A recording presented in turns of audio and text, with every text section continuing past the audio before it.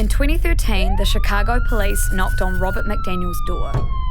They told him that their artificial intelligence technology had predicted he would be involved in a shooting. The thing is, they couldn't determine which side of the gun he'd be on. He could be the shooter, or he might get shot. Either way, their systems told them that he was at risk. But how can a bunch of calculations predict someone's future?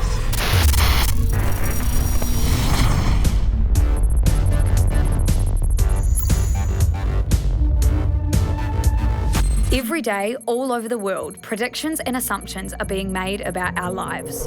And it's all hidden within one special phrase that not many of us really understand: artificial intelligence.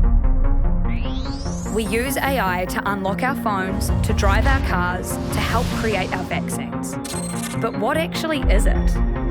It's basically training computers to think and act like humans, to make decisions, to recognise speech, to be able to see, hear, and even smell. Now, it's easy to assume that because AI is computer-based and not human-based, it must be completely objective, and it couldn't possibly have any racial biases. That's just not the case. AI isn't magic. It forecasts the future based on the patterns of the past, and it finds these patterns in the data we train it with.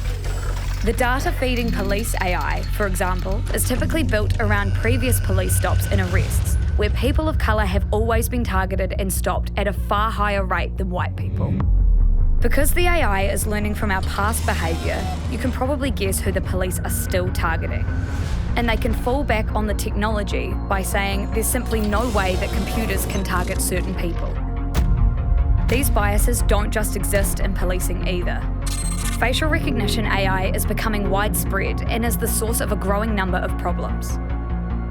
About 6 years ago, AI for Google Photos organised 80 pictures of black people into a folder called Gorillas because of the way their AI had been programmed. And until a few months ago, if you posted a photo of a black person and a white person on Twitter, only the white person's face would be shown in the preview. Actually, it does the same thing to cartoon characters. And even dogs. These systems are racist by design because they're learning from our inherently and systemically racist human behaviour.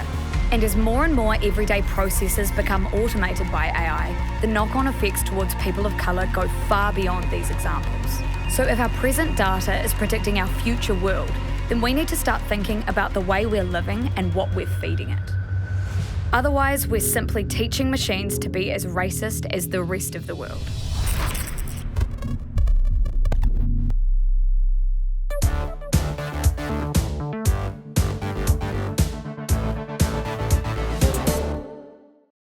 Mm-hmm.